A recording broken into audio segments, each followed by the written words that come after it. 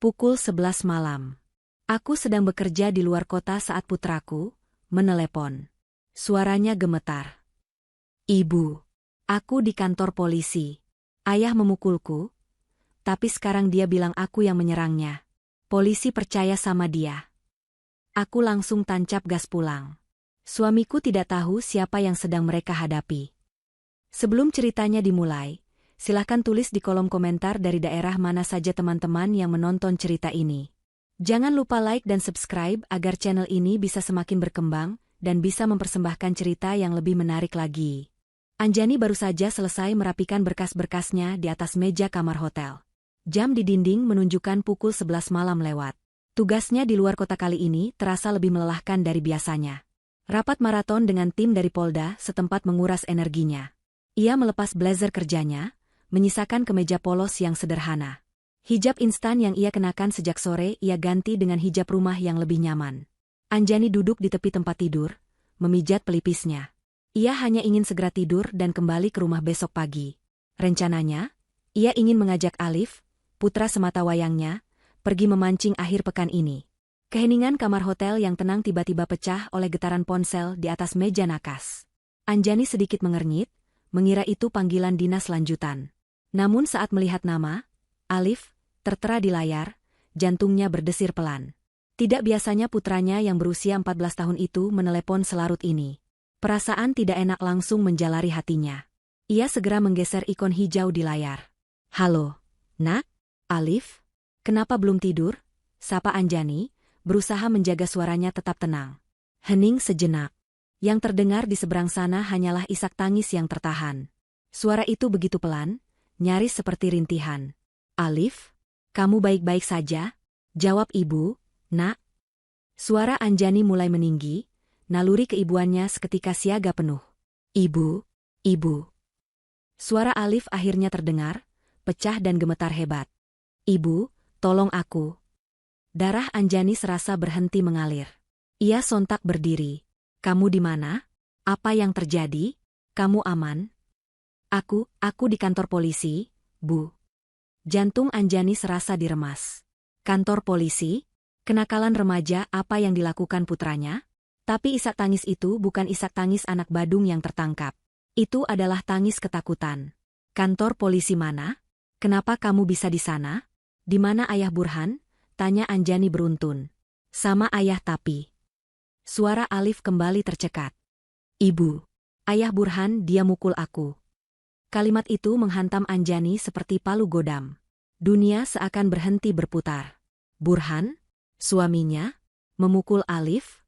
Tidak mungkin. Burhan yang ia kenal adalah pria yang santun, sabar, dan sangat menyayangi Alif seperti anak kandungnya sendiri. Alif, kamu yakin? Apa yang terjadi? Aku nggak tahu, Bu.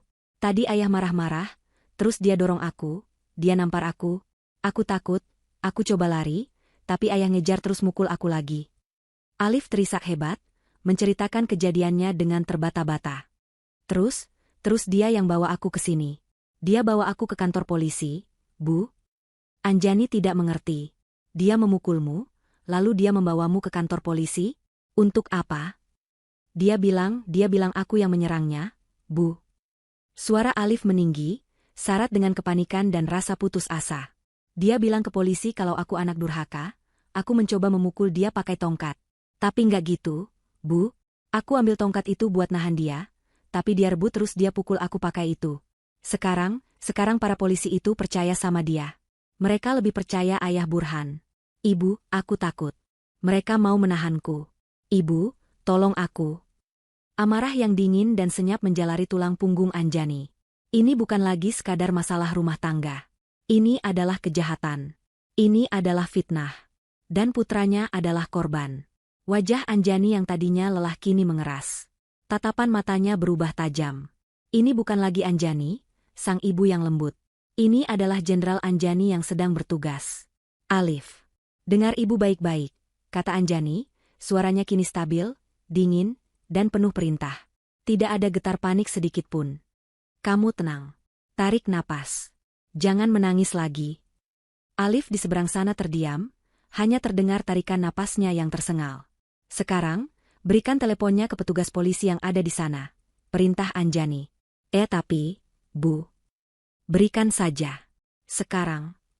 Terdengar suara berisik. Lalu suara pria yang berat dan malas. Halo, selamat malam.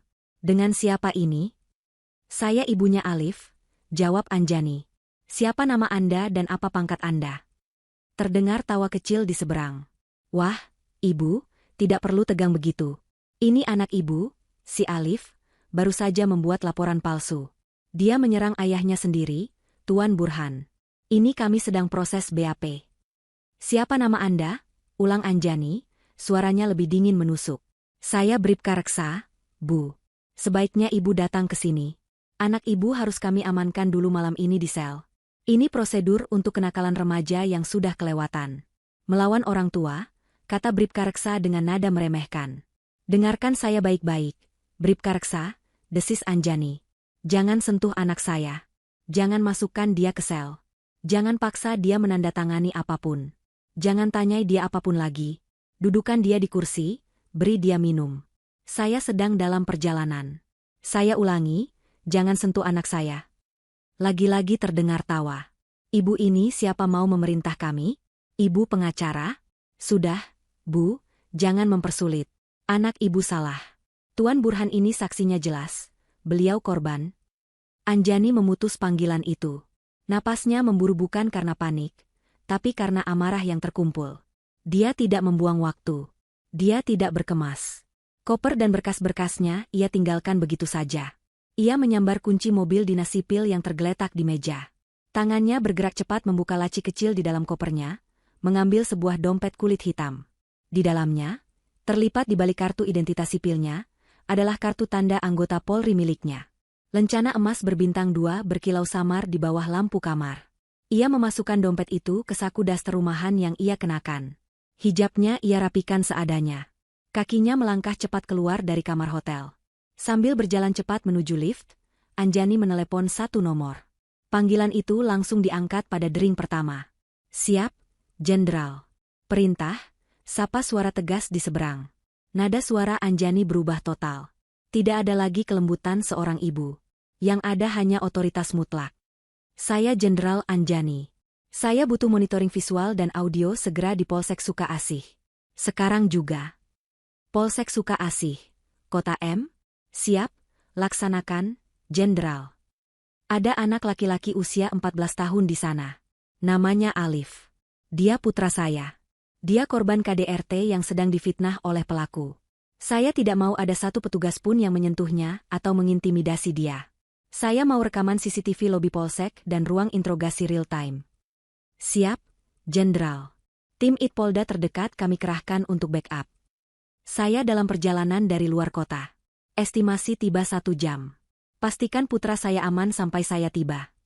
Laksanakan, Jenderal. Panggilan ditutup. Anjani masuk ke dalam lift. Wajahnya di pantulan cermin lift tampak pucat, namun matanya menyala. 1 jam. Dia akan tiba dalam 1 jam. Burhan telah melakukan kesalahan terbesar dalam hidupnya. Dan Bribka Reksa telah meremehkan ibu yang salah. Mobil sedan hitam itu melesat membelah jalan tol yang lengang. Jarum speedometer menunjuk angka yang jauh di atas batas kecepatan wajar. Tangan Anjani mencengkeram erat kemudi. Pikirannya berkecamuk, berpacu lebih cepat dari laju mobilnya. 1 jam. Dia harus sampai dalam 1 jam. Setiap detik terasa seperti 1 menit, dan setiap menit terasa seperti 1 jam. Pikirannya melayang kembali ke masa lalu. Ke hari-hari setelah suami pertamanya, ayah kandung Alif, meninggal dunia. Anjani tenggelam dalam kesedihan dan kesibukan pekerjaan. Dia seorang orang tua tunggal, sekaligus seorang perwira tinggi kepolisian dengan tanggung jawab besar di Mabes Polri. Alif, yang saat itu baru berusia 10 tahun, menjadi anak yang pendiam dan murung. Lalu, Burhan hadir. Anjani bertemu Burhan di sebuah acara pengajian komunitas. Burhan adalah seorang pengusaha furnitur lokal yang tampak santun, religius, dan dewasa. Dia mendekati Anjani dengan cara yang sangat sopan. Dia tidak terintimidasi oleh aura Anjani. Mungkin karena Anjani tidak pernah menunjukkan siapa dirinya sebenarnya. Bagi Burhan, dan bagi semua orang di lingkungan rumah mereka, Anjani hanyalah seorang pegawai negeri sipil biasa. Seorang PNS kementerian yang sering ditugaskan keluar kota. Itu adalah cerita sampul yang Anjani ciptakan. Sebuah kebohongan demi kedamaian. Anjani lelah. Dia lelah dengan pria-pria yang mendekatinya hanya karena pangkatnya. Dia lelah dengan mereka yang terintimidasi oleh bintang di bahunya. Dia lelah dengan tatapan takut atau tatapan penuh perhitungan. Saat suaminya yang pertama masih hidup, suaminya adalah seorang akademisi yang memahami dunianya. Setelah dia tiada, Anjani hanya merindukan kehidupan normal. Burhan menawarkan kenormalan itu. Dia sabar. Dia mendekati Alif dengan perlahan. Diajaknya Alif memancing, diajarinya bermain catur. Burhan tampak tulus menerima status Anjani sebagai janda dengan 1 anak. Saat Burhan melamarnya, Anjani melihatnya sebagai kesempatan kedua untuk membangun keluarga yang utuh bagi Alif. Alif pun tampak mulai terbuka dan menerima Burhan. Maka, Anjani menyembunyikan segalanya. Dia tidak pernah memakai seragamnya di rumah. Mobil dinas jenderalnya terparkir di Mabes. Saat pulang, dia adalah Anjani, wanita berhijab sederhana yang bekerja di kementerian. Burhan tidak pernah tahu. Anjani berpikir, ini demi kebaikan rumah tangganya. Dia tidak ingin suaminya merasa rendah diri atau terintimidasi. Dia ingin dicintai sebagai Anjani, bukan sebagai Jenderal Anjani. Kini, keputusan itu terasa seperti kesalahan fatal. Ayah mukul aku, polisi percaya sama dia. Kata-kata Alif bergema di dalam mobil. Perasaan bersalah mencabik-cabik hati Anjani. Bagaimana bisa dia tidak melihatnya? Bagaimana bisa dia, seorang perwira tinggi yang dilatih untuk membaca karakter dan mendeteksi kebohongan, gagal melihat monster yang tidur satu atap dengannya? Ingatan-ingatan kecil mulai bermunculan, bagaikan potongan teka-teki yang kini menemukan tempatnya. Sebulan yang lalu, saat makan malam, Alif tidak sengaja menumpahkan segelas air. Anjani sedang mencuci piring. Dia mendengar Burhan membentak. Bukan bentakan keras, tapi desisan tajam yang penuh amarah. Kamu bisa hati-hati tidak? Anjani keluar dari dapur dan melihat wajah Alif pucat ketakutan. Burhan langsung tersenyum begitu melihat Anjani. Anak ini, sayang. Ceroboh sekali. Maaf, ayah cuma kaget. Anjani saat itu hanya menganggapnya sebagai teguran wajar. 2 minggu yang lalu, Alif meminta izin untuk menginap di rumah temannya. Burhan melarangnya dengan keras. Tidak ada gunanya. Belajar saja di rumah. Nada suaranya datar, tapi matanya menatap Alif dengan tajam. Alif langsung menunduk dan masuk ke kamar. Anjani mencoba membujuk Burhan, tapi Burhan berkata, aku hanya ingin mendisiplinkannya, sayang. Dia sudah remaja. Anjani mengabaikan tanda-tanda itu. Dia terlalu sibuk. Terlalu sering dinas luar kota.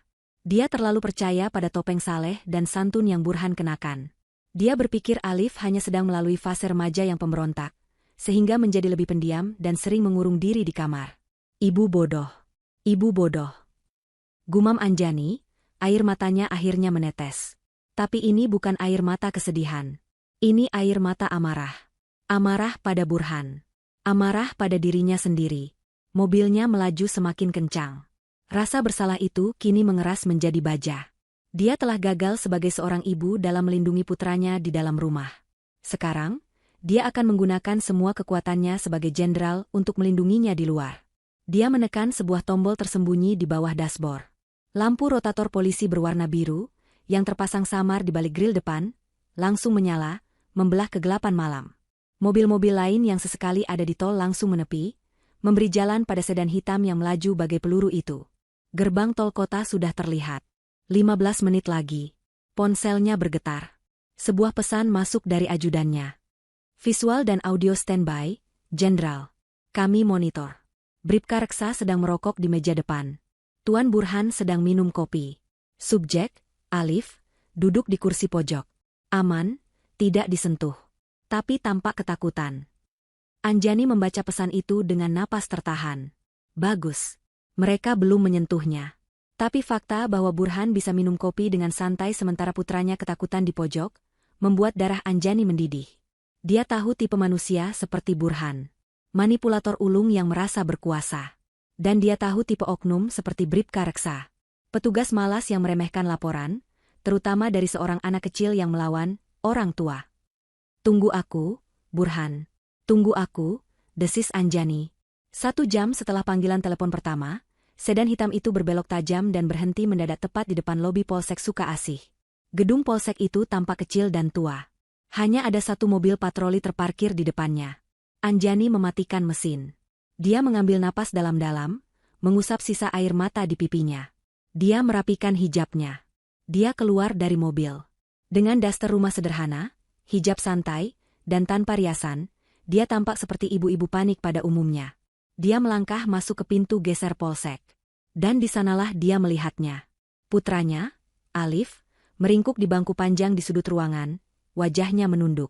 Dan di meja piket, Burhan, suaminya, sedang tertawa kecil sambil menyodorkan rokok ke petugas berseragam. "Nah, itu istri saya datang," kata Burhan dengan nada penuh kemenangan saat melihat Anjani. Bribka Reksa menoleh, menatap Anjani dari atas ke bawah dengan tatapan merendahkan. "Selamat malam, Bu. Silakan duduk. Kita perlu bicara soal kelakuan anak ibu." Anjani melangkah melewati pintu geser otomatis yang sedikit macet. Udara di dalam ruangan polsek terasa pengap, campuran antara aroma asap rokok yang sudah basi dan bau samar disinfektan lantai. Lampu neon di langit-langit berkedip-kedip pelan, menerangi ubin kusam dan dinding yang dipenuhi poster-poster pudar tentang bahaya narkoba dan prosedur SIM. Kipas angin tua di sudut ruangan berputar lesu, hanya mengaduk udara panas. Di meja piket, Bribka Reksa meniupkan asap rokoknya ke langit-langit, kakinya disilangkan santai. Di sampingnya, seorang petugas lain yang lebih tua dengan tanda pangkat Aibda, yang belakangan Anjani ketahui bernama Heru, sedang asyik menunduk menatap layar ponselnya. Dan Burhan. Suaminya itu berdiri di samping meja, memegang cangkir kopi kertas, tersenyum penuh kemenangan ke arah Anjani. "Nah, itu istri saya datang," katanya, nadanya meremehkan, seolah Anjani adalah ibu lain yang dipanggil ke sekolah karena anaknya berulah. "Selamat malam, Bu.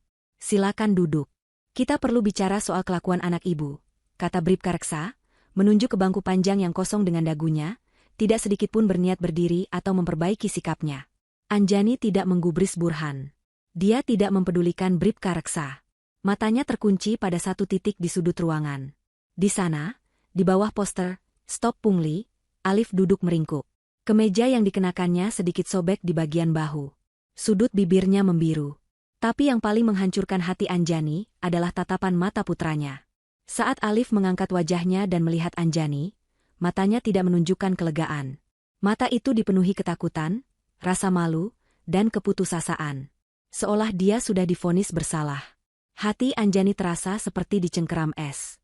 Amarahnya terkunci rapat di balik ekspresi wajah yang sengaja ia buat tampak lelah dan cemas. "Sayang, syukurlah kamu datang." Burhan mencoba menghampiri Anjani, hendak meraih lengannya. "Anakmu ini, Alif, dia benar-benar di luar kendali malam ini. Dia menyerang ayah. Aku terpaksa." Anjani melangkah melewatinya. Dia berjalan lurus, mengabaikan Burhan seolah pria itu tidak ada. Langkahnya mantap, langsung menuju bangku tempat Alif duduk. Burhan tertegun, tangannya tergantung canggung di udara. Senyumnya goyah. Anjani berlutut di depan putranya. Ruangan itu mendadak hening, hanya menyisakan suara kipas angin. Dia mengulurkan tangan, jemarinya yang sedikit gemetar menyentuh pipi Alif, menyingkirkan rambut yang menutupi lebam di pelipisnya. "Ibu," bisik Alif, dan pertahanannya runtuh. Air mata yang sejak tadi ditahannya mengalir deras. "Ibu di sini, Nak. Kamu tidak apa-apa." Suara Anjani lembut, kelembutan yang kontras dengan suasana dingin di polsek itu. Alif menggeleng, dia tidak bisa bicara, dia hanya mencengkeram lengan daster ibunya, seolah itu adalah pelampung di tengah lautan. Bu." Suara Bribka Reksa memecah momen itu. Nada bicaranya terdengar kesal karena merasa diabaikan. "Ibu, saya tahu ibu pasti kaget. Tapi ibu tidak bisa main-main di sini. Silakan duduk di depan meja saya. Ini anak ibu, si Alif, statusnya sedang kami periksa." Anjani memejamkan matanya sejenak, mengumpulkan kekuatannya. Dia menatap Alif. "Tunggu di sini sebentar. Jangan takut. Ibu akan selesaikan ini." Dia berdiri. Perlahan, dia membalikan badan. Hijab santai dan daster rumahannya membuatnya tampak begitu salah tempat. Begitu rapuh di antara seragam-seragam dan dinding-dinding kaku itu. Dia berjalan pelan menuju meja piket. Burhan kembali mencoba. "Anjani, dengarkan aku. Aku ini korban." "Diam, Burhan," kata Anjani. Suaranya pelan, tapi Burhan langsung terdiam. Bukan karena nada bicaranya, tapi karena sesuatu yang asing di mata istrinya. Anjani berhenti tepat di depan meja Bribka Reksa. Petugas itu masih duduk, kini menatapnya dengan jengkel. "Ibu, sudah saya bilang, duduk. Jangan mempersulit," kata Reksa. "Saya mau membuat laporan," kata Anjani, suaranya datar. Bribka Reksa tertawa kecil. "Laporan apa lagi? Anak ibu yang salah, kok. Tuan Burhan ini sudah melapor lebih dulu. Ini, BAP-nya sedang kami buat. Anak ibu yang menyerang orang tuanya. Saksinya ada, ini Aibda Heru juga lihat tadi Tuan Burhan datang." Aibda Heru mengangkat wajahnya dari ponsel, mengangguk malas, lalu kembali menatap layarnya. "Bukan," potong Anjani. "Saya mau membuat laporan atas tindak pidana kekerasan dalam rumah tangga dan kekerasan terhadap anak. Korbannya, anak saya, Alif. Pelakunya." Anjani menoleh sedikit, menatap lurus ke mata Burhan. "Suami saya, Burhan." Burhan membelalak. "Apa-apaan kamu, Anjani? Kamu lebih percaya anak itu daripada suamimu sendiri? Aku yang dipukul." Bribka Reksa mendengus. Ibu, jangan mengada-ada. Jangan memutarbalikkan fakta. Kami ini petugas, Bu. Kami tahu mana yang benar mana yang salah. Tuan Burhan ini korbannya. Luka anak ibu itu mungkin karena membela diri. Sudah, terima saja. Saya tanya Anda di telepon tadi." Anjani memotong lagi, suaranya kini kehilangan semua kehangatan. "Siapa nama Anda?" Bribka Reksa mulai terpancing. Dia menegakkan duduknya, arogansinya terusik. "Bribka Reksa, Bu. Kenapa? Ibu tidak terima? Mau lapor ke atasan saya? Silakan. Saya hanya menjalankan tugas sesuai prosedur." "Prosedur?" Anjani mengulang kata itu. "Anda yakin sudah sesuai prosedur, Bribka Reksa? Di mana unit PPA? Anak saya korban kekerasan, dia juga saksi, sekaligus dituduh sebagai pelaku. Dia masih di bawah umur. Kenapa dia duduk di lobi seperti pesakitan? Kenapa dia tidak didampingi oleh penyidik PPA? Kenapa Anda, sebagai petugas piket, yang sepertinya menangani ini?" Pertanyaan-pertanyaan itu telak. Bribka Reksa sedikit terkejut. Ibu-ibu berdaster ini tahu soal PPA? Ibu ini banyak sekali tanyanya. Reksa mulai gugup, namun berusaha menutupinya. Ibu ini siapa sebenarnya? Pengacara? Aktivis LSM? Wartawan? Burhan menimpali, "Sudahlah, Pak Reksa. Lanjutkan saja prosesnya.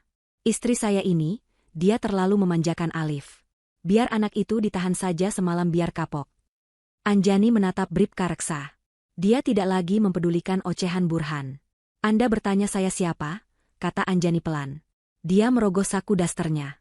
Gerakannya pelan, terukur. Burhan memerhatikan dengan bingung. Bribka Reksa memerhatikan dengan kesal, mengira wanita itu akan mengeluarkan ponsel untuk merekam. Aibda Heru bahkan tidak mengangkat kepalanya. Anjani mengeluarkan dompet kulit hitam sederhana. Bukan dompet wanita yang penuh kartu belanja. Dompet itu tampak fungsional. Dia membukanya. Dia tidak mengeluarkan KTP sipil. Dia meletakkan dompet yang terbuka itu di atas meja kayu Bribka Reksa. Tanpa suara. Hanya diletakkan dengan pelan, namun terasa begitu berat. Bribka Reksa melirik ke dompet itu dengan malas. Matanya tertuju pada kartu yang tersemat di dalamnya. Dia membaca. Matanya menyipit. Lalu membelalak. Dia membaca lagi. Dia tidak salah lihat. Foto di kartu itu adalah Anjani. Memakai seragam PDU lengkap. Hijab PDH Polri yang rapi. Di bahunya, ada bintang. Bukan 1, 2. Nama, Brigadir Jenderal Polisi Anjani Pramudita. Jabatan, Kabiro Paminal Divpropam Mabes Polri. Biro Paminal. Pengamanan Internal. Propam. Polisinya polisi. Mabes Polri. Jenderal. Mulut Bribka Reksa terbuka. Wajahnya yang tadi sombong berubah menjadi pucat pasi dalam sepersekian detik. Lebih putih dari dinding polsek yang kusam. Rokok yang terselip di jarinya jatuh ke lantai. Keringat dingin sebesar biji jagung seketika muncul di pelipisnya. Dia mendongak, menatap wanita berdaster di depannya. Wanita yang sama. Tapi kini, di mata Bribka Reksa, wanita itu terlihat menjulang tinggi, dan auranya terasa mencekik. "Siap?" Bribka Reksa melompat dari kursinya. Kursi berodanya terdorong ke belakang dengan keras, membentur lemari arsip. Dia mencoba memberi hormat, tapi tangannya gemetar hebat, nyaris mengenai pelipisnya sendiri. Maaf. Bu Jenderal, saya tidak tahu, Bu. Saya tidak tahu. Suaranya melengking tinggi, penuh kengerian. Aibda Heru, yang mendengar kata, Jenderal, kaget setengah mati. Ponselnya terlepas dari genggamannya, jatuh berdebam ke lantai. Dia ikut melompat berdiri, memberi hormat dengan kaku, tubuhnya gemetar. Seketika, seluruh aktivitas di polsek itu berhenti. Ruangan itu menjadi senyap. Hanya suara kipas angin tua yang masih berputar lesu. Dan Burhan, dia berdiri mematung. Senyum kemenangan di wajahnya luntur, berganti dengan ekspresi kebingungan total. Keheningan yang pecah oleh teriakan panik Bribka Reksa kini menjadi keheningan yang berbeda. Keheningan yang berat, pekat, dan penuh ketakutan. Burhan adalah satu-satunya orang di ruangan itu yang masih belum mengerti. Dia menatap Bribka Reksa yang berdiri kaku dengan wajah pucat, lalu menatap Anjani yang masih berdiri tenang di depan meja. Jenderal? Burhan tertawa gugup. Apa-apaan ini? Reksa, kamu kenal istri saya? Sayang, Anjani, ini lelucon apa? Kamu menyewa orang untuk menakut-nakuti mereka? Dia masih berusaha meyakini dirinya bahwa inilah yang terjadi. Bahwa ini hanyalah drama yang dibuat istrinya untuk membela Alif. Anjani tidak menoleh padanya. Matanya yang dingin masih tertuju pada Bribka Reksa. Bribka Reksa, suara Anjani terdengar. Tidak keras, tapi di ruangan yang senyap itu, suaranya terdengar seperti dentuman. Anda masih berdiri di situ? Siap, Jenderal. Perintah. Bribka Reksa menjawab, suaranya tercekat di tenggorokan. Di mana Kapolsek Suka Asih? Tanya Anjani. Ada di kediaman, Jenderal. Tidak jauh dari sini. Saya beri waktu dia 5 menit untuk berdiri di depan saya. Sekarang. Perintah itu mutlak. Siap. Laksanakan. Bribka Reksa menyambar hate di pinggangnya. Tangannya begitu gemetar hingga dia hampir menjatuhkannya. Posko. Posko. Panggil Kapolsek. Segera. Darurat. Merapat ke Mako. Segera. Kode 1. Ada pimpinan dari Mabes. Anjani lalu mengalihkan pandangannya pada Aibda Heru, yang masih berdiri kaku di samping meja. Anda, kata Anjani. Siap, Jenderal. Aibda Heru menjawab, tubuhnya nyaris terlonjak. Ambil ponsel Anda. Hubungi Kasih Propam Polres Metro. Bilang Jenderal Anjani dari Biro Paminal Mabes ada di sini. Saya mau tim Propam Polres tiba dalam 15 menit. Siap, Jenderal. Dan hubungi Kanit PPA Polres. Saya mau penyidik PPA wanita yang senior segera datang. Sekarang juga. Siap. Laksanakan, Jenderal. Aibda Heru tergopoh-gopoh mengambil ponselnya yang retak di lantai dan segera menelepon. Kini, setelah semua perintah awal diberikan, setelah roda investigasi internal mulai berputar, Anjani akhirnya membalikkan badannya. Dia menghadap Burhan. Suaminya itu kini tidak lagi bingung. Wajahnya mulai menunjukkan pemahaman. Sebuah pemahaman yang mengerikan. Dia menatap Anjani, dari hijab sederhana, daster rumahan, hingga ke mata istrinya yang kini menatapnya seperti orang asing. Anjani, sayang, kamu. Burhan melangkah mundur 1 langkah. Kamu, Jenderal? Anjani berjalan pelan menghampirinya. Setiap langkahnya tanpa suara, namun terasa berat. Kamu memukul anak saya, katanya. Itu bukan pertanyaan. Itu adalah pernyataan fakta. Tidak. Burhan menyangkal secara refleks. Dia yang menyerangku. Aku hanya membela diri. Anak itu kurang ajar. Aku. Cukup. Suara Anjani tidak berteriak. Itu adalah bentakan komando yang tajam dan menusuk. Suara yang biasa ia gunakan untuk membungkam perwira menengah yang membantah. Suara itu begitu penuh otoritas, begitu mengintimidasi, hingga Burhan seketika terdiam. Mulutnya terkunci. Anjani berdiri 1 meter di depannya. Kamu pikir saya siapa, Burhan?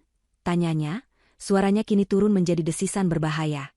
Selama 2 tahun ini, kamu pikir kamu menikahi siapa? Aku pikir kamu PNS di kementerian. Burhan tergagap. Seorang PNS kementerian yang bodoh, lanjut Anjani. Yang penakut? Yang bisa kamu bohongi seenaknya? Yang bisa kamu kelabui dengan topeng saleh dan santunmu? Aku tidak tahu. Wajah Burhan kini basah oleh keringat dingin. Dia baru sadar. Wanita di depannya bukanlah Anjani yang biasa membuatkannya teh di pagi hari. Kamu tidak tahu. Anjani mengangguk pelan. Kamu tidak tahu kalau saya Brigadir Jenderal Polisi Anjani Pramudita. Kepala Biro Pengamanan Internal, Divisi Profesi dan Pengamanan, Mabes Polri. Dia sengaja menyebutkan jabatan lengkapnya. Dia ingin Burhan mengerti arti dari setiap kata itu. Saya polisinya polisi, Burhan. Anjani mencondongkan tubuh sedikit. Pekerjaan saya setiap hari adalah memburu anggota polisi yang busuk. Saya mencari pembohong, pemeras, manipulator, dan pelanggar disiplin di dalam institusi saya. Saya tahu bau kebohongan dari jarak 1 kilometer. Dia berhenti sejenak, membiarkan kata-katanya meresap. Dan kamu? Lanjutnya. Kamu memukuli anak saya, darah daging saya. Lalu kamu membawanya, yang masih di bawah umur dan penuh luka, ke sebuah kantor polisi. Anjani menatap sekeliling ruangan dengan tatapan muak. Untuk menjebaknya dengan sebuah laporan palsu, bekerja sama dengan oknum yang jelas-jelas tidak profesional. Burhan gemetar. Dia akhirnya mengerti. Dia tidak hanya memukul anak seorang polisi. Dia telah memukul anak dari seorang jenderal propam. Dia tidak hanya mencoba memanipulasi hukum. Dia mencoba memanipulasi ahli hukum internal kepolisian. Ironi dari perbuatannya menghantamnya seperti kereta api. Dia membawa kejahatannya sendiri, dengan sukarela, ke depan pintu sang algojo. Anjani menatap suaminya dengan tatapan terakhir yang penuh kebencian, sebelum akhirnya berbalik, meninggalkannya yang membeku ketakutan. Dia berjalan cepat menghampiri Alif, yang menonton seluruh kejadian itu dengan mata terbelalak, campuran antara takut dan takjub. Aura jenderal seketika sedikit melunak saat dia kembali berlutut di depan putranya. Alif. Kamu aman sekarang, nak, katanya lembut. Setelah ini, akan ada petugas PPA yang baik. Dia akan menemanimu ke rumah sakit untuk visum. Tidak apa-apa. Ibu ada di sini. Jangan takut lagi. Alif hanya bisa mengangguk, masih terlalu terkejut untuk berkata-kata. Tepat pada saat itu, pintu polsek kembali terbuka. Seorang pria berperawakan tegap, terengah-engah, masuk dengan tergesa. Kancing kemeja dinasnya miring, dan rambutnya acak-acakan. Dia jelas baru bangun tidur. Dia melihat Bribka Reksa dan Aibda Heru yang berdiri kaku. Dia melihat Burhan yang gemetar. Lalu matanya tertuju pada Anjani yang sedang berlutut di depan seorang anak. Dia mengenali wajah itu dari foto-foto pimpinan di Mabes. Pria itu langsung berdiri tegak, menyentak, dan memberi hormat. Siap. Jenderal Anjani. Mohon izin. Saya Kepala Polsek Sukaasih, Kompol Rahman. Mohon petunjuk. Jenderal. Anjani berdiri. Dia menatap Kompol Rahman dari atas ke bawah. Kapolsek. Ruangan Anda di mana? Di dalam, Jenderal. Mari, Jenderal. Aibda Heru, perintah Anjani. Bawa anak saya, Alif, ke ruangan Kapolsek. Beri dia air minum. Dudukan di sofa. Jangan ada satu orang pun yang bicara padanya selain saya atau petugas PPA yang saya minta. Siap, Jenderal. Heru bergegas membimbing Alif yang masih bingung.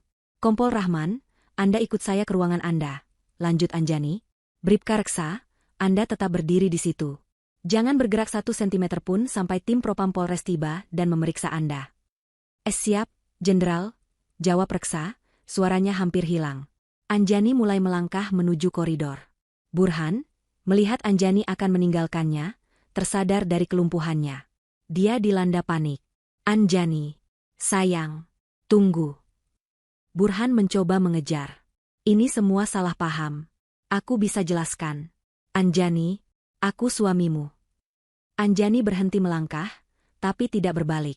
Dia hanya berhenti sejenak di ambang pintu koridor. Kompol Rahman, kata Anjani, suaranya dingin dan mematikan. Tahan Tuan Burhan. Sekarang juga. Kapolsek dan Bribka Reksa membeku. Menahan suami seorang jenderal? Anjani menoleh sedikit, matanya menyipit. Saya bilang, tahan. Dia. Sekarang. Atas dugaan tindak pidana KDRT terhadap anak di bawah umur dan pembuatan laporan palsu. Tangkap dan borgol. Wajah Burhan berubah seputih kapur. Tidak. Kamu tidak bisa lakukan ini padaku. Anjani. Aku suamimu. Anjani. Kompol Rahman, menyadari karirnya ada di ujung tanduk jika membantah, langsung bertindak. Reksa. Borgol. Bribka Reksa, dengan tangan yang masih gemetar hebat, meraih borgol di pinggangnya. Maaf, Pak. Lepaskan aku. Anjani. Kamu akan menyesal. Lepaskan. Terdengar bunyi, klik, yang keras saat logam dingin itu mengunci pergelangan tangan Burhan. Anjani tidak menoleh lagi. Dia berjalan lurus menyusuri koridor menuju ruangan Kapolsek, meninggalkan suaminya yang kini meraung-raung dalam penjagaan petugas yang beberapa menit lalu adalah temannya. Ruangan Kapolsek Suka Asi terasa sesak, seolah semua oksigen telah tersedot keluar oleh kehadiran Anjani. Kompol Rahman, sang Kapolsek, berdiri dengan kaku di sudut ruangannya sendiri, tidak berani duduk di kursinya. Kursi itu kini diduduki oleh Jenderal Anjani. Aibda Heru telah meletakkan segelas air putih di meja depan Alif, yang duduk di sofa kecil, masih gemetar. Burhan telah dibawa ke ruang pemeriksaan di seberang koridor, terpisah. Teriakan marahnya yang memanggil nama Anjani dan menuduhnya menyalahgunakan wewenang perlahan-lahan mereda, digantikan oleh keheningan yang jauh lebih menakutkan. 20 menit kemudian, seperti yang diperintahkan Anjani, 2 tim tiba hampir bersamaan. Yang pertama adalah tim Propam dari Polres Metro. Dipimpin oleh seorang perwira pertama berwajah tegas, AKP Dian, Kasih Propam. Begitu masuk dan melihat Anjani, AKP Dian dan timnya langsung memberi hormat. Siap, Jenderal Anjani. Tim Propam Polres Metro hadir. Mohon petunjuk. Saya mau Bribka Reksa dan Aibda Heru diperiksa malam ini juga, kata Anjani, suaranya dingin dan datar. Ambil keterangan mereka. Tahan mereka di sel terpisah. Amankan senjata dan lencana mereka. Saya duga ada pelanggaran kode etik berat, ketidakprofesionalan, dan potensi menghalangi keadilan. Laksanakan, Jenderal. AKP Dian tidak bertanya. Dia berbalik dan memberi isyarat pada timnya. Bribka Reksa, yang masih berdiri gemetar di lobi, hanya bisa pasrah saat digiring oleh rekan-rekannya sendiri.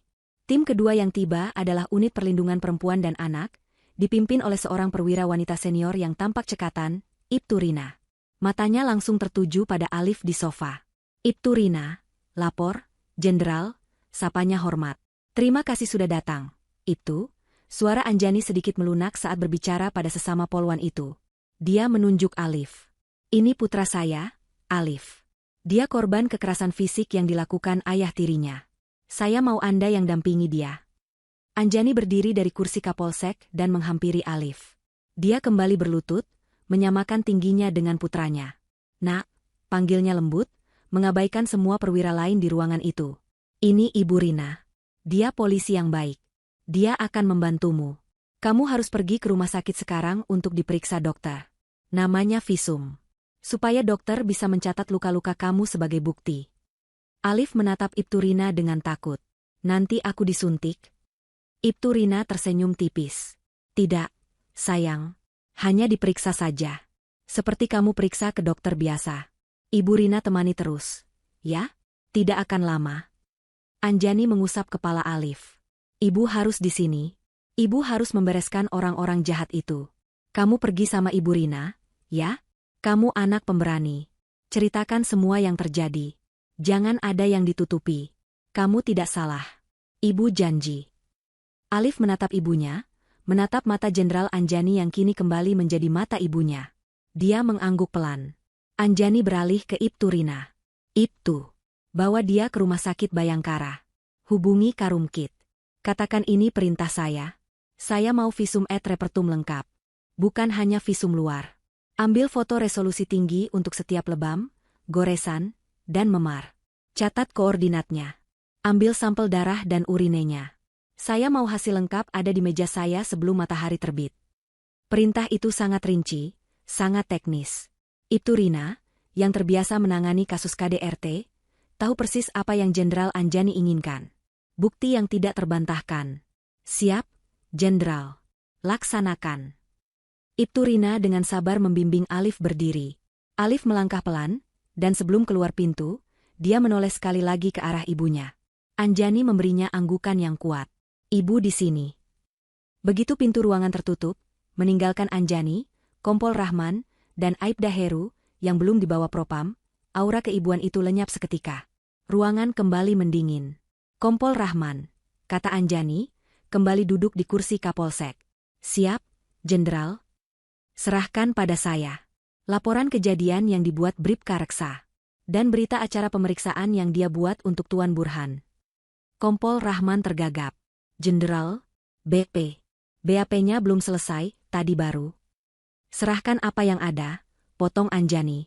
Kompol Rahman bergegas ke meja di sudut, mengambil beberapa lembar kertas dari mesin ketik tua dan map.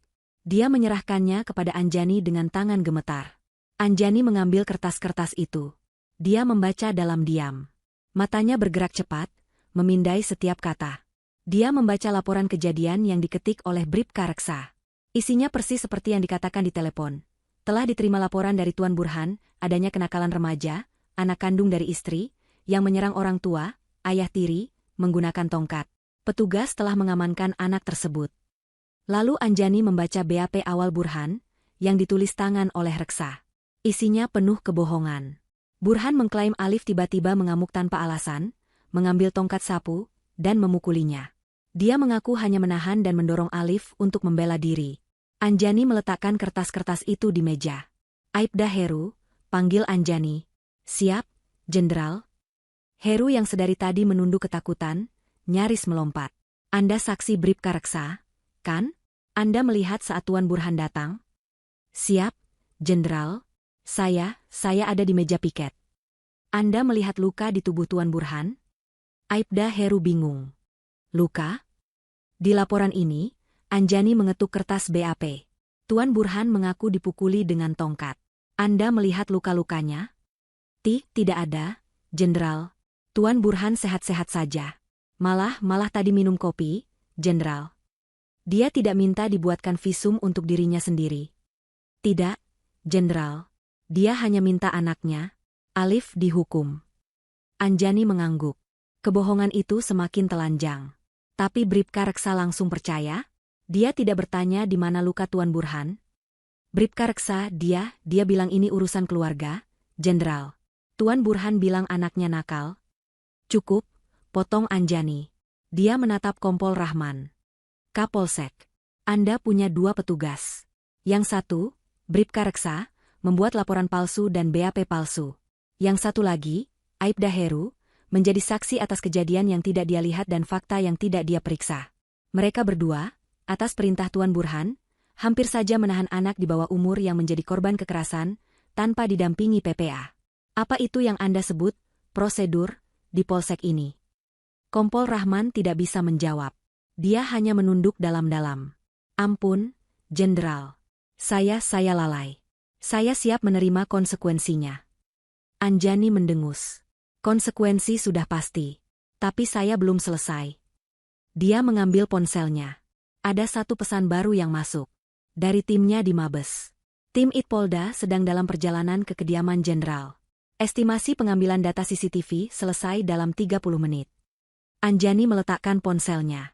Dia menatap Kompol Rahman dan Aibda Heru, lalu tim propam yang berjaga di pintu. Kalian semua mengandalkan kesaksian pembohong, kata Anjani. Saya akan mengandalkan sesuatu yang tidak bisa berbohong. Dia menekan tombol di ponselnya, menghubungi tim IT-nya. Sudah dapat rekamannya? Siap, Jenderal. Hard drive sudah kami amankan. Sedang dalam perjalanan ke Polsek Suka Asih. Estimasi tiba 15 menit. Bagus, kata Anjani. Siapkan laptop dan proyektor di ruang rapat Polsek. Saya mau kita semua nonton film malam ini. Anjani menutup telepon. Dia menatap Burhan, yang kini ditahan di ruang pemeriksaan seberang. Pintu ruangan itu memiliki kaca kecil. Burhan sedang duduk di lantai, menatap kosong. Tuan Burhan berteriak bahwa saya menjebaknya, kata Anjani pelan, lebih pada dirinya sendiri. Dia tidak sadar. Dia menjebak dirinya sendiri sejak dia memutuskan untuk mengangkat tangannya. 15 menit terasa seperti selamanya bagi para petugas di Polsek Suka Asih. Ruang rapat kecil di lantai 2, yang biasanya hanya digunakan untuk apel pagi atau makan siang bersama, mendadak disulap menjadi ruang sidang darurat. Sebuah laptop canggih milik tim Itpolda terhubung ke proyektor tua milik Polsek. Layar putih kusam diturunkan dari langit-langit. Anjani duduk di kursi utama di meja rapat. Di sampingnya duduk Kasipropam, AKP Dian, dan Ibtu Rina dari PPA, yang baru saja kembali setelah memastikan Alif ditangani dengan baik di RS Bayangkara. Kompol Rahman dan Aibda Heru berdiri di dinding belakang, seperti pesakitan. Bawa mereka masuk, perintah Anjani. Pintu terbuka. 2 petugas propam membawa masuk Bribka Reksa yang sudah tidak berseragam, hanya memakai kaos oblong tahanan. Tangannya tidak diborgol, tapi wajahnya menunjukkan kekalahan mutlak. Setelahnya, 2 petugas lain membawa masuk Burhan. Berbeda dengan Reksa, Burhan kini terlihat marah. Dia telah pulih dari keterkejutan awalnya, dan menggantinya dengan agresi defensif. Dia merasa dijebak. Apa-apaan ini? Teriak Burhan saat melihat Anjani. Kamu menggunakan pangkatmu untuk menahanku. Ini abuse of power. Kamu pikir semua orang akan percaya padamu hanya karena kamu jenderal? Aku akan lapor. Aku akan panggil pengacara. Anjani tidak menanggapi. Dia hanya memberi isyarat agar Burhan didudukan di kursi yang diletakkan di tengah ruangan, menghadap layar. Bribka Reksa didudukan di sebelahnya. Selamat malam, Tuan Burhan. Sapa Anjani, suaranya tenang luar biasa. Anda berteriak saya menyalahgunakan wewenang. Anda bilang saya menjebak Anda. Anda bilang Alif yang menyerang Anda. Anda lupa satu hal. Apa? Apa yang aku lupa? Tantang Burhan. Rumah kita, kata Anjani. Pekerjaan saya menuntut keamanan tingkat tinggi. Jadi saat kita pindah ke rumah itu, saya memasang sistem CCTV tersembunyi di setiap sudut rumah. Di ruang tamu, ruang keluarga, dapur, garasi, dan teras. Semuanya merekam suara dan gambar 24 jam. Wajah Burhan seketika berubah. Senyum marahnya lenyap. Anjani menoleh ke petugas IT. Putar rekaman dari ruang keluarga. Pukul 10 malam ini. Petugas itu mengklik mouse. Layar proyektor menyala. Gambar di layar menunjukkan ruang keluarga mereka. Alif sedang duduk di sofa, bermain ponsel. Kualitas gambarnya sangat jernih. Tanda waktu digital di sudut kiri, atas menunjukkan pukul 22.04. Terdengar suara Burhan dari luar kamera.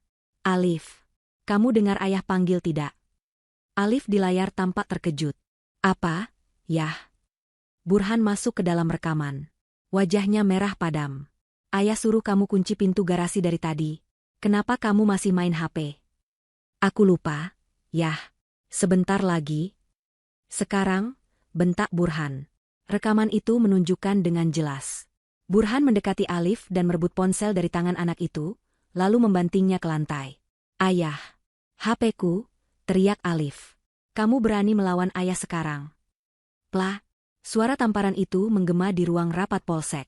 Semua yang hadir tersentak. Burhan di rekaman itu menampar Alif dengan keras, membuat Alif tersungkur dari sofa.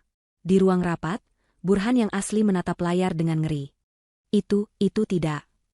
Diam. Desis Anjani. Tonton.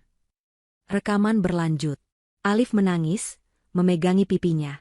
Aku benci ayah. Anak kurang ajar. Burhan di rekaman itu terlihat kalap. Dia menendang meja, lalu maju untuk menjambak Alif. Alif ketakutan. Dia berlari ke arah dapur. Kamera di ruang keluarga kehilangan mereka, tapi suaranya masih terekam. Terdengar suara barang-barang jatuh. Ganti ke kamera dapur. Perintah Anjani. Petugas IT berganti file. Layar kini menunjukkan dapur. Alif berlari masuk, terpojok di dekat tempat cuci piring. Burhan menyusul di belakangnya, matanya liar.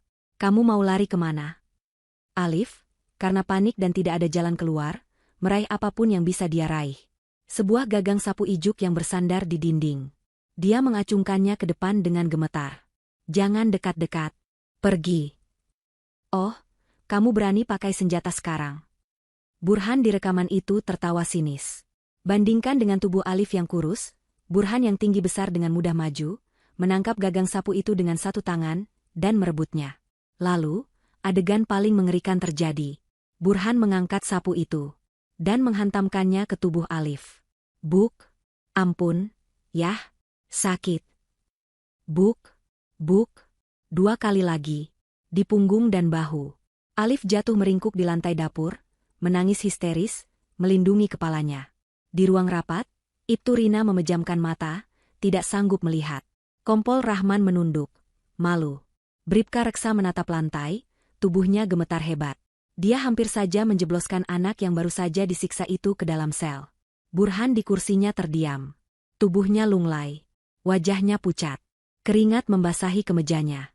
Dia tidak menyangka lagi. Dia tidak bisa. Rekaman itu adalah kebenaran mutlak. Lanjutkan, kata Anjani.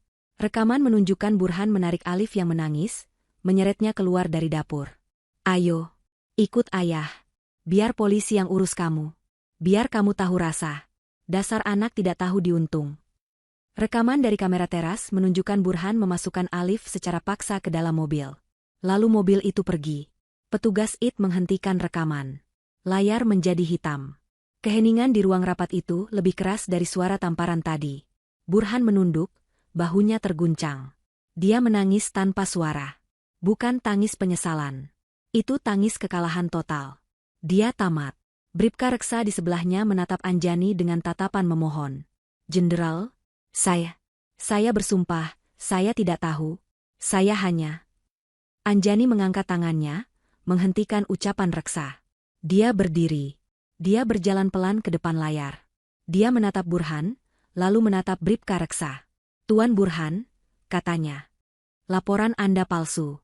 Anda melakukan kekerasan berat pada anak di bawah umur. Anda menjebak korban." Dia lalu menatap Bribka Reksa. "Bribka Reksa, Anda menerima laporan palsu. Anda mengabaikan korban di bawah umur. Anda bersekongkol dengan pelaku. Anda menghina institusi ini dengan seragam Anda." Anjani berbalik menatap Kasih Propam. "AKP Dian. Bawa Bribka Reksa. Proses untuk PTDH. Pemberhentian tidak dengan hormat. Saya mau dia di sidang etik besok pagi." "Siap, Jenderal." "Dan bawa Aibda Heru. Dia lalai sebagai saksi. Turunkan pangkatnya dan mutasi dia." "Siap, Jenderal." Propam segera bergerak, membawa Reksa dan Heru keluar. Kini tersisa Burhan yang masih menangis. Dan Kompol Rahman yang ketakutan. "Kapolsek," kata Anjani. "Saya anggap Anda lalai dalam membina anggota. Anda akan saya tarik ke Mabes untuk diperiksa." "Siap, Jenderal." "Terima kasih, Jenderal." Ditarik ke Mabes lebih baik daripada dipecat. Akhirnya, Anjani menatap Burhan. "Dan Anda akan ditahan di sini.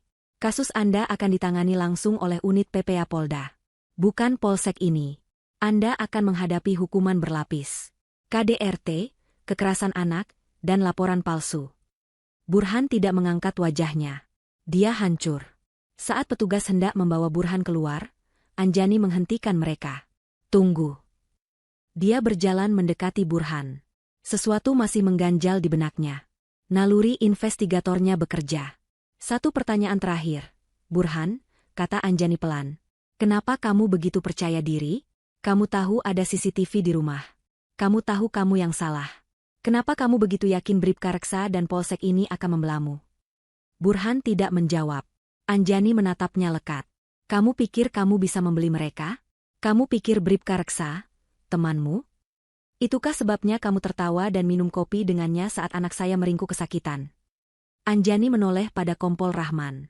"Rahman, saya mau selidiki rekening Bank Bribka Reksa dan Tuan Burhan. Saya curiga ini bukan hanya soal KDRT. Saya curiga ada sesuatu yang lain." Anjani menyadari masalah ini mungkin jauh lebih dalam. Ini bukan sekadar oknum malas. Ini mungkin setoran. Malam masih pekat.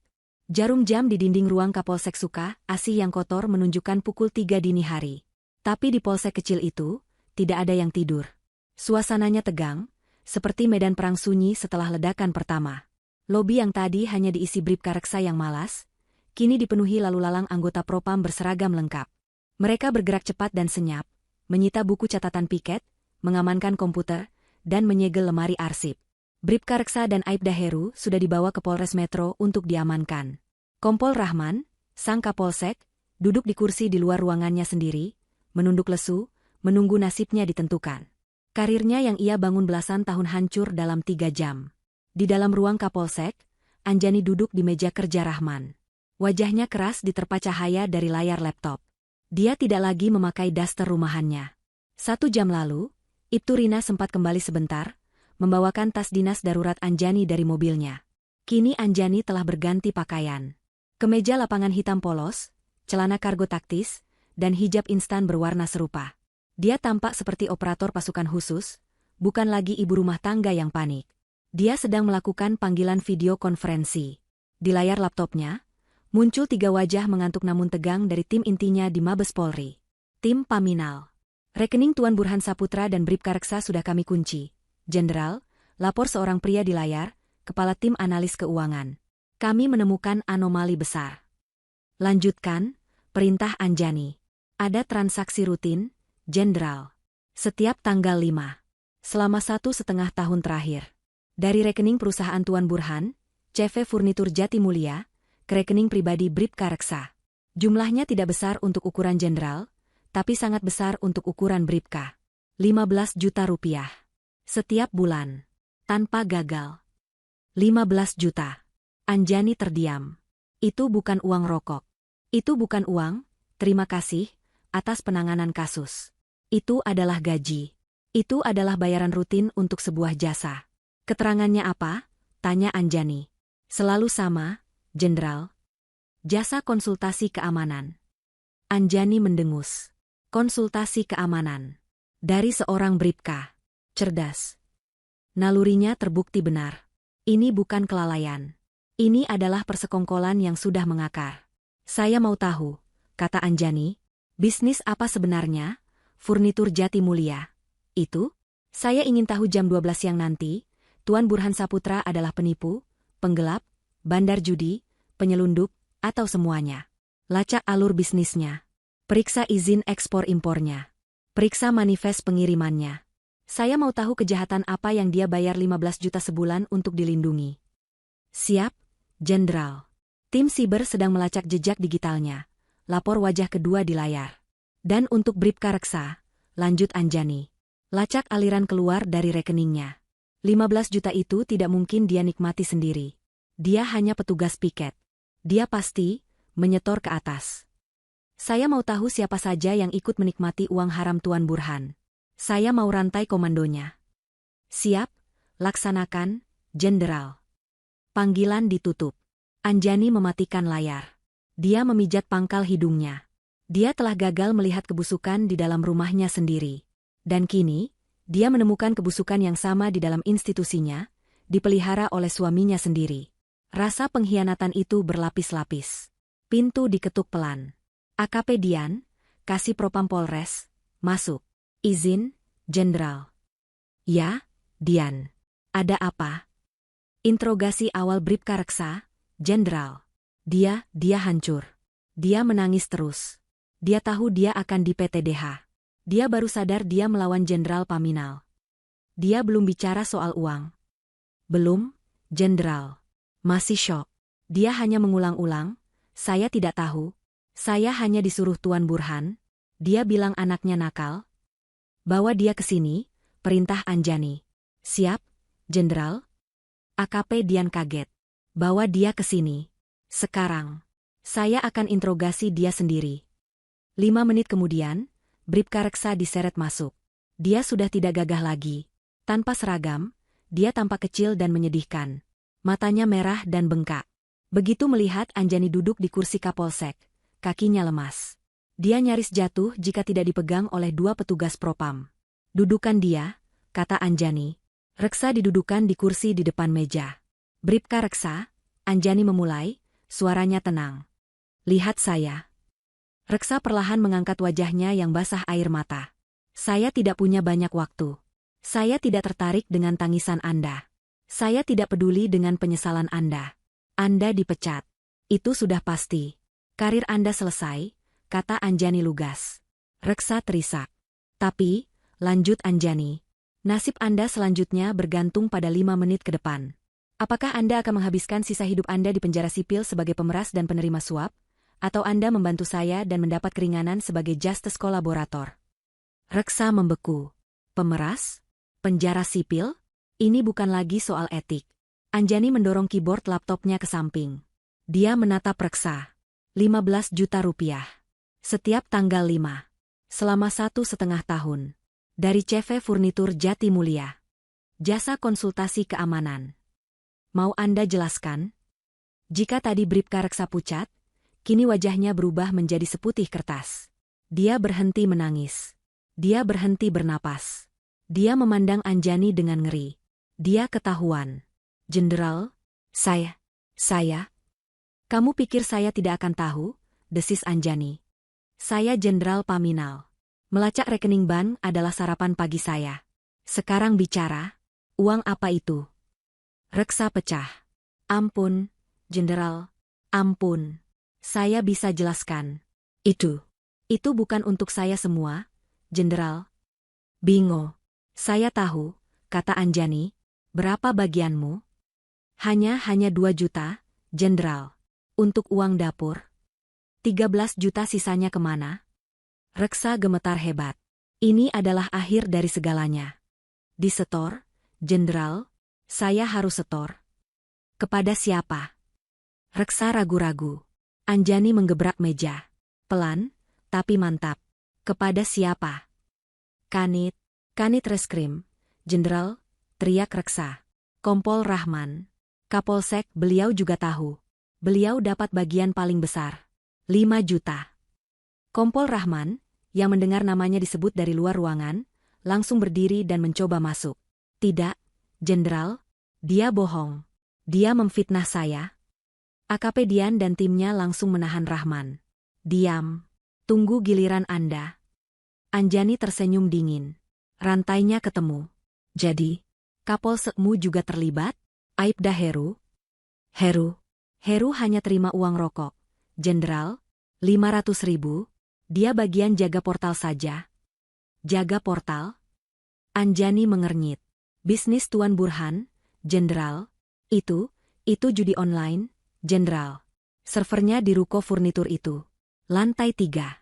Ruko itu dijaga portal. Heru dan saya yang pastikan patroli tidak pernah belok ke jalan itu. Kalau ada laporan dari warga, kami yang redam. Kami bilang itu hanya kantor biasa. Semuanya terungkap. Kini Anjani mengerti. Kebobrokan itu sempurna. Burhan bukan hanya pengusaha furnitur. Dia bandar judi online. Dia membayar Polsek Sukaasih, dari Kapolsek sampai petugas piket, untuk melindunginya. Dia tidak hanya memukul Alif. Dia tidak hanya memfitnah Alif. Dia membawa Alif ke kantornya. Dia membawa Alif ke tempat di mana dia adalah raja. Di mana dia adalah bos yang membayar gaji para polisi itu. Dia ingin menunjukkan pada Alif siapa yang berkuasa. Dia ingin menghancurkan mental Alif dengan menunjukkan bahwa hukum ada di genggamannya. Dan kesombongan itulah yang menghancurkannya. Dan malam ini, kata Anjani pelan, suaranya bergetar karena amarah. Saat Tuan Burhan membawa anak saya yang babak belur ke sini, dia memerintahkan Anda untuk memenjarakannya. Dia bilang ini urusan keluarga, Jenderal, Ishak Reksa.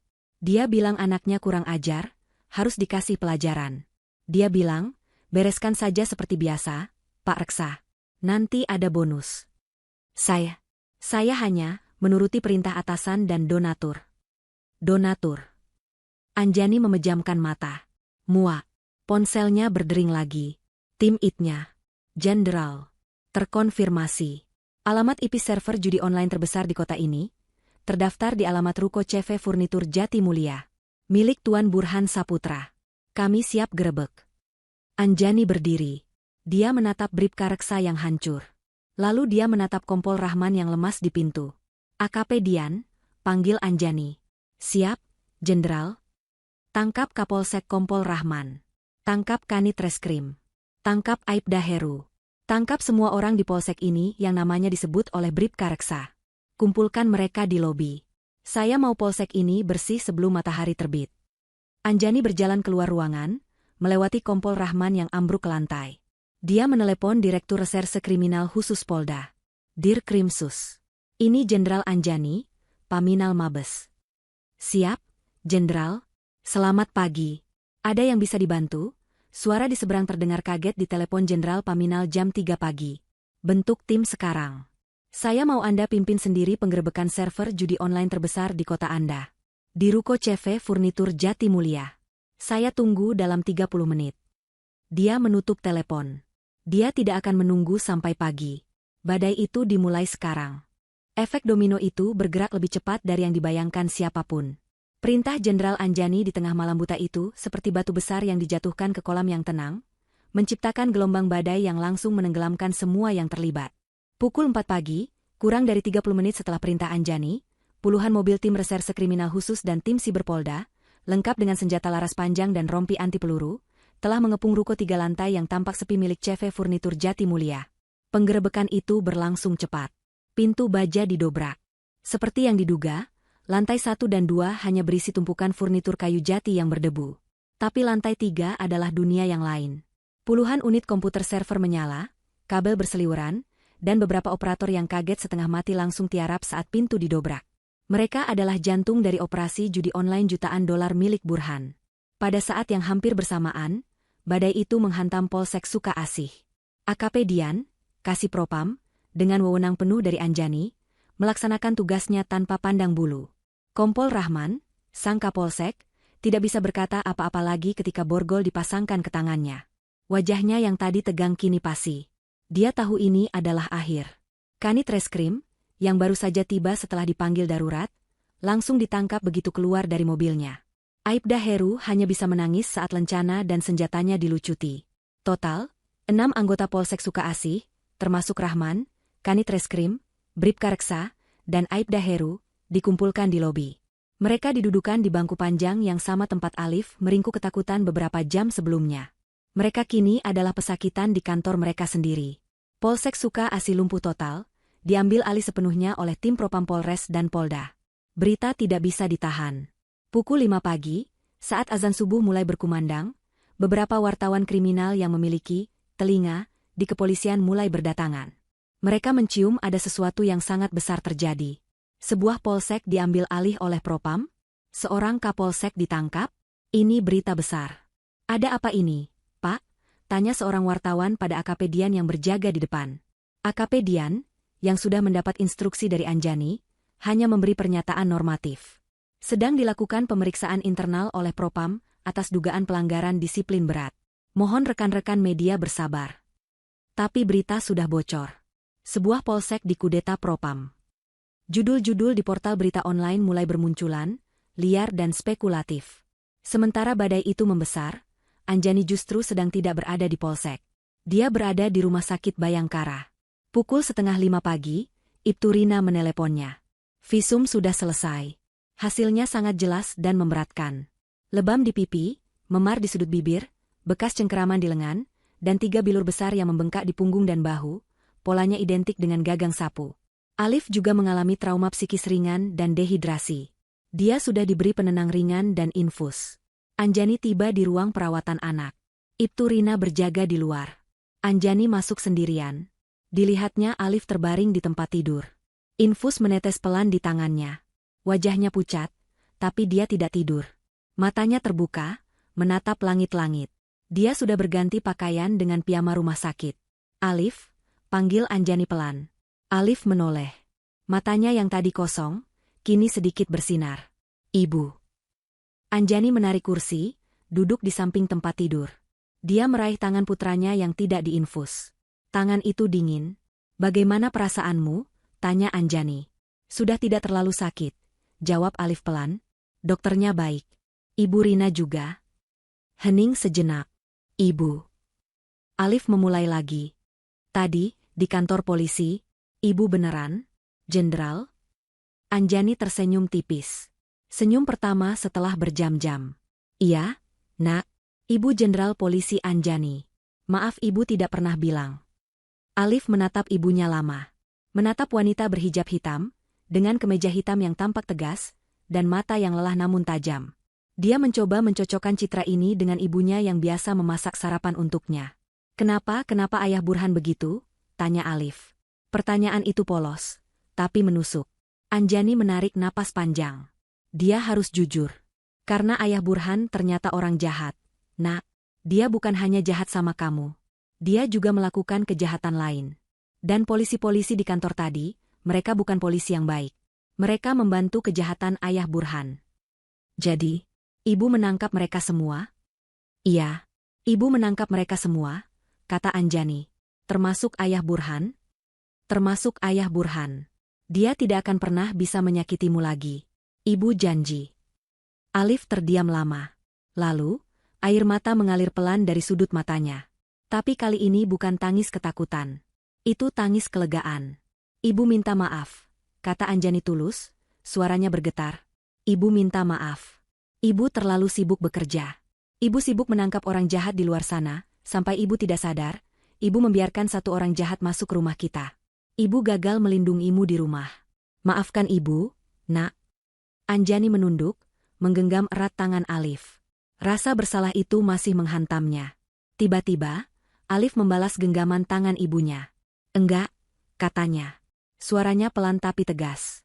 Ibu nggak gagal. Anjani mengangkat wajahnya, menatap putranya. Ibu datang, kata Alif. Aku takut sekali. Aku pikir aku akan dipenjara. Aku pikir tidak ada yang percaya aku. Tapi ibu datang. Dia tersenyum kecil. Ibu datang kayak pahlawan super. Ibu. Jenderal Anjani. Hati Anjani menghangat. Dia mengusap air mata di pipi Alif, dan air matanya sendiri. Pukul 6 pagi. Di luar, langit mulai terang. Ponsel Anjani bergetar. Sebuah panggilan dari Kapolda. Anjani memberi isyarat pada Alif bahwa dia harus mengangkatnya. Dia berjalan ke sudut ruangan. Siap. Jenderal Anjani di sini. Suara Kapolda di seberang terdengar tegang. Jenderal. Saya baru dapat laporan penuh. Ini badai besar. Penggerebekan judi online sukses. Polsek Suka Asih sudah diamankan Propam. Tuan Burhan ditahan di Polda. Tapi Jenderal, media sudah di depan Polda. Mereka tahu ini ada hubungannya dengan Jenderal. Mereka tahu ini berawal dari kasus KDRT anak Jenderal. Anjani memejamkan mata. Dia tahu ini akan terjadi. Tuan Burhan, lanjut Kapolda. Dia sudah tidak diam lagi, Jenderal. Dia sudah memanggil pengacara. Dan dia mulai berteriak. Dia bilang dia korban abuse of power. Dia bilang Jenderal Anjani menggunakan pangkat untuk mengkriminalisasi suami sendiri karena masalah rumah tangga. Anjani sudah menduganya. Ini adalah langkah terakhir yang dimiliki Burhan. Memainkan kartu korban. Memutarbalikkan fakta. Berharap menciptakan keraguan publik. Baik, kata Anjani tenang. Siapkan ruang konferensi pers di Polda. Pukul 9 pagi ini. Jenderal? Kapolda ragu. Apa tidak terlalu cepat? Kita. Pukul 9. Siapkan semua barang bukti. Hasil visum Alif. Foto-foto lebamnya. Rekaman CCTV dari rumah saya. Dan data awal aliran dana dari Burhan ke Polsek Suka Asih, perintah Anjani. Jenderal, mempublikasikan CCTV rumah pribadi Jenderal? Publikasikan, kata Anjani tegas. Burhan ingin bermain di media? Dia ingin menuduh saya abuse of power? Baik, kita tunjukkan pada seluruh Indonesia, monster seperti apa dia sebenarnya. Kita tunjukkan kebusukan yang dia pelihara. Saya tidak akan bersembunyi. Saya akan hadapi ini. Sebagai seorang jenderal. Dan sebagai seorang ibu. Pukul 8.55 pagi. Ruang konferensi pers di gedung utama Polda telah penuh sesak. Puluhan wartawan dari media cetak, televisi, dan portal berita online berdesakan, memasang kamera dan mikrofon. Udara terasa tegang. Ini adalah skandal terbesar yang melanda kepolisian daerah itu dalam 1 dekade. Sebuah polsek utuh, runtuh, dalam semalam. Seorang kapolsek ditangkap oleh Paminal Mabes, dan sebuah kerajaan judi online terbongkar. Dan di pusat semua itu, ada 2 nama, Jenderal Anjani, sang pembongkar, dan Burhan, suaminya sendiri, sang pelaku. Di luar ruangan, di lobi utama Polda, seorang pria berjas mahal berwarna biru tua sedang memberikan pernyataan dadakan. Dia adalah Ramdan, pengacara yang disewa oleh keluarga Burhan. Dia tampak licin, percaya diri, dan pandai berbicara. Klien kami, Tuan Burhan Saputra, adalah korban. Seru Ramdan, suaranya lantang agar terdengar oleh semua mikrofon yang teracung. Ini adalah tragedi rumah tangga yang dieksploitasi secara brutal. Klien kami dan putra tirinya, Alif, terlibat dalam pertengkaran keluarga biasa. Pertengkaran yang wajar terjadi antara ayah dan anak remaja yang sedang memberontak. Kamera-kamera berebut mengambil gambarnya. Anak itu menyerang klien kami, lanjut Ramdan, dan klien kami membela diri. Luka yang dialami anak itu adalah akibat dari usahanya menahan sang anak. Tapi apa yang terjadi? Istrinya, yang kebetulan seorang jenderal polisi, tidak terima. Dia pulang, dan dalam amarahnya, dia menggunakan pangkat dan kekuasaannya yang luar biasa untuk menangkapi semua orang. Ini abuse of power. Penyalahgunaan wewenang yang nyata. Seorang wartawan bertanya, bagaimana dengan tuduhan judi online? Ramdan tertawa sinis. Itu konyol. Itu adalah rekayasa. Sebuah tuduhan yang dibuat-buat untuk membenarkan penangkapan ilegal terhadap suami sahnya. Tuan Burhan adalah pengusaha furnitur yang terhormat. Tuduhan judi itu adalah fitnah keji, asap yang dibuat untuk menutupi api masalah rumah tangganya. Klien kami akan melawan. Kami akan menuntut Jenderal Anjani. Pernyataan itu meledak. Para wartawan di dalam ruang konferensi pers langsung mengetik di laptop mereka. Judul-judul berita baru bermunculan, pengacara Burhan, Jenderal Anjani rekayasa kasus judi untuk tutupi KDRT.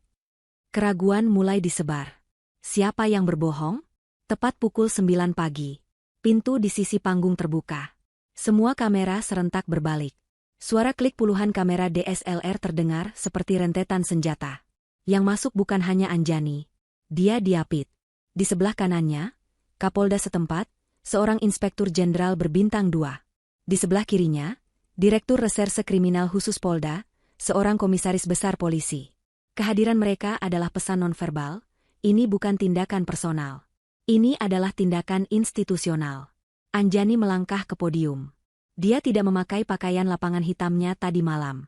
Dia mengenakan seragam PDU, pakaian dinas upacara, seragam kehormatan coklat tua yang paling resmi, lengkap dengan hijab PDH Polri berwarna coklat yang rapi. 2 bintang emas Brigadir Jenderal tersemat kokoh di kerah bajunya. Tanda-tanda jasa dan lencana kehormatan terpasang rapi di dadanya. Dia tampak tenang, berwibawa, dan dingin seperti es. Ini bukan istri yang sedang marah. Ini adalah jenderal polisi yang sedang bertugas. Dia berdiri di podium, menatap lurus ke arah lautan kamera. Keheningan total melanda ruangan. Selamat pagi, rekan-rekan media. Suaranya tenang, diperkuat oleh mikrofon. Saya Jenderal Anjani, Kepala Biro Paminal, Divpropam Mabes Polri. Dia berhenti sejenak, membiarkan jabatannya meresap. Saya tahu apa yang baru saja dikatakan di luar ruangan ini. Lanjutnya, ada tuduhan bahwa saya telah menyalahgunakan wewenang saya. Bahwa saya merekayasa kasus untuk menjebak suami saya sendiri. Saya di sini untuk meluruskan fakta. Dia menatap tajam. Saya tidak akan banyak bicara. Saya akan membiarkan bukti yang bicara. Dia mengangguk kepada Kapolda di sampingnya. Kapolda itu maju 1 langkah. Kami di sini untuk menjelaskan 2 tindak pidana yang berbeda, namun berkaitan, kata Kapolda itu. Pertama, tindak pidana kekerasan berat terhadap anak di bawah umur. Sebuah layar besar di belakang podium menyala. Judulnya, Kasus 1, Kekerasan terhadap anak, Pasal 80 UU Perlindungan Anak. Telah terjadi kekerasan fisik, lanjut Kapolda, yang dilakukan oleh tersangka, Tuan Burhan Saputra, terhadap korban, Saudara Alif, usia 14 tahun. Untuk membuktikan ini, saya akan bacakan ringkasan hasil visum et repertum dari Rumah Sakit Bayangkara yang keluar pagi ini. Kapolda itu membacakan. 1. Lebam kemerahan di pipi kiri, akibat benturan benda tumpul. 2. Luka robek di membran mukosa bibir bagian dalam. 3. Memar kebiruan di lengan atas kanan dan kiri, sesuai dengan pola cengkeraman jari yang kuat. 4. Dan yang paling berat 3 bilur memar panjang di area punggung dan bahu sebelah kanan, pola identik dengan benturan gagang benda silindris. Ruangan itu terkesiap. Para wartawan mencatat dengan cepat. Pengacara Tuan Burhan, Anjani mengambil alih lagi, mengklaim ini adalah pembelaan diri. Bahwa anak itu yang menyerang lebih dulu. Anjani menatap lurus ke kamera. Saya rasa, rekaman berikut ini bisa menjelaskan siapa yang menyerang dan siapa yang diserang. Dia mengangguk ke operator. Putar rekaman. Layar berganti. Seluruh ruangan konferensi pers itu kini menonton rekaman CCTV dari ruang keluarga Anjani. Mereka melihat Burhan membanting ponsel Alif. Mereka melihat adegan tamparan yang keras itu dengan mata kepala mereka sendiri. Plak. Meski tanpa suara, gambar itu begitu jelas hingga beberapa wartawati menutup mulut mereka. Layar berganti ke kamera dapur. Mereka melihat Alif yang ketakutan, terpojok, meraih gagang sapu dengan gemetar.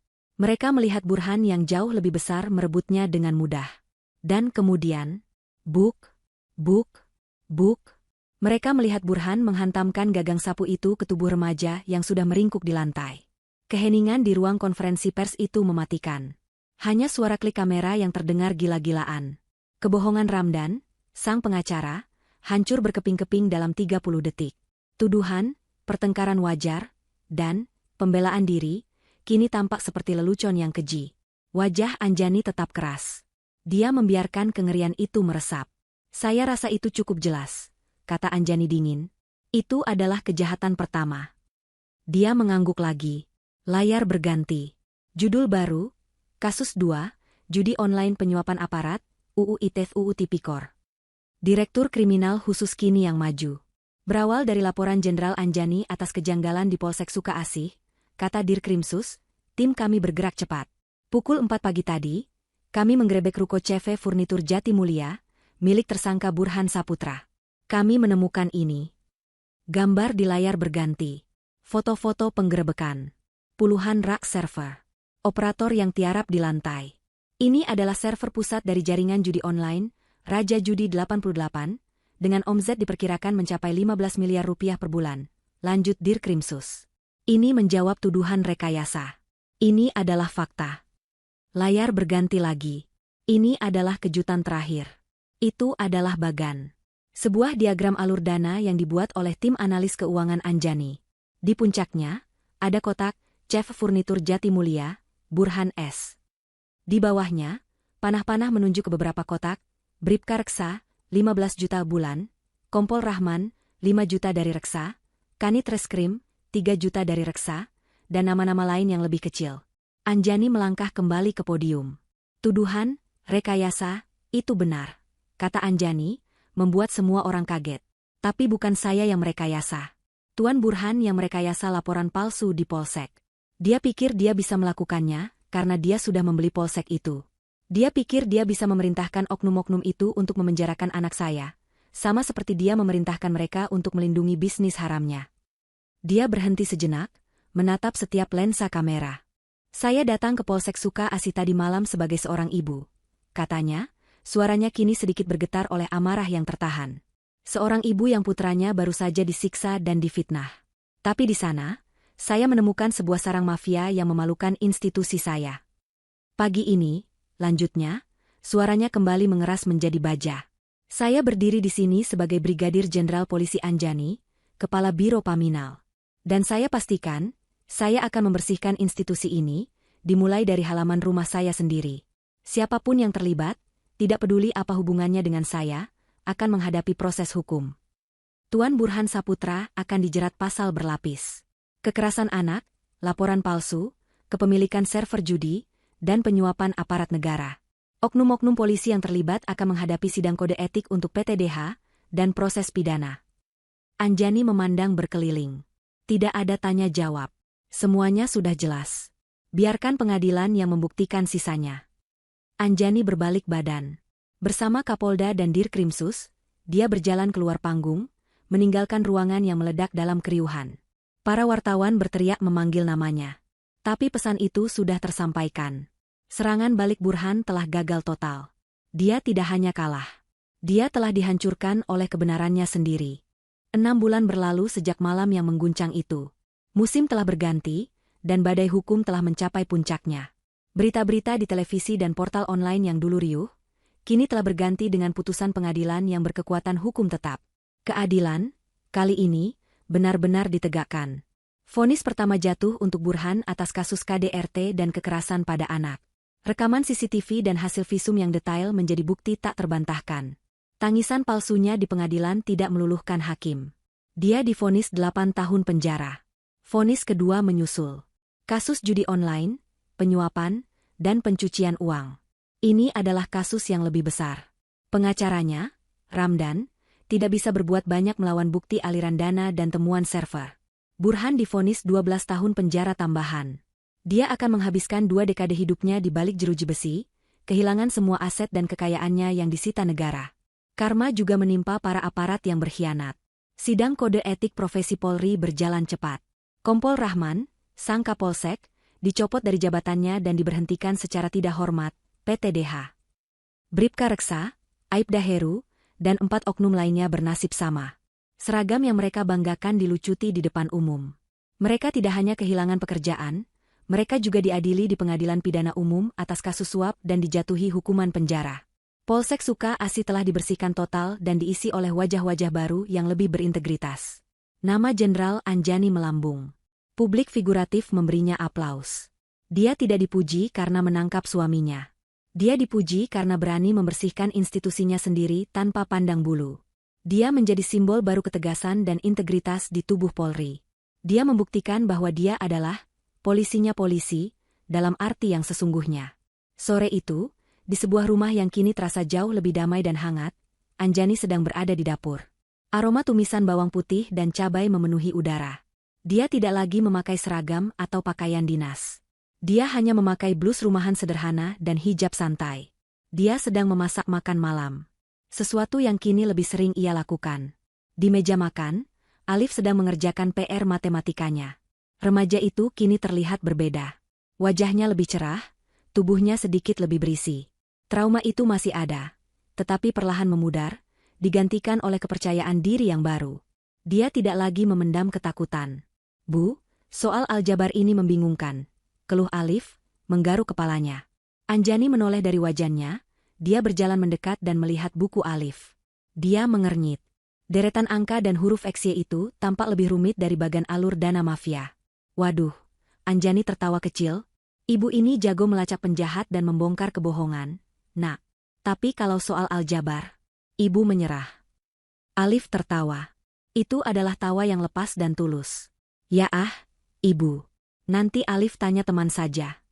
"Begitu lebih baik," kata Anjani, kembali ke masakannya. Keheningan yang nyaman mengisi rumah itu. Hanya suara spatula yang bertemu wajan. Ini adalah normalitas baru mereka. Normalitas yang dibangun di atas kejujuran, bukan rahasia. Tiba-tiba, ponsel dinas Anjani yang tergeletak di meja makan berdering. Suaranya nyaring, memecah keheningan. Anjani secara refleks sedikit menegang. Itu adalah kebiasaan lama yang sulit hilang. Deringan telepon itu selalu berarti masalah. Tapi Alif, yang duduk di depannya, hanya mendongak dari bukunya. Dia tidak terlihat takut seperti dulu. Dia tidak khawatir ibunya akan pergi lagi. Dia menatap Anjani, lalu tersenyum kecil. "Angkat saja, Bu," kata Alif santai. "Mungkin ada penjahat lain yang harus ditangkap." Anjani menatap putranya. Hatinya menghangat. Alif tidak lagi melihat pekerjaan ibunya sebagai ancaman, tapi sebagai kebanggaan. Anjani tersenyum. Dia mengelap tangannya di celemek, mengambil ponselnya. Dia melirik Alif sekali lagi, yang sudah kembali fokus ke bukunya. Dia menggeser tombol hijau. Napasnya teratur. Suaranya tenang, jelas, dan penuh wibawa. Dia tidak lagi menyembunyikan siapa dirinya. Dia utuh. Dia adalah seorang ibu, dan dia adalah seorang pelindung. "Siap. Jenderal Anjani di sini,"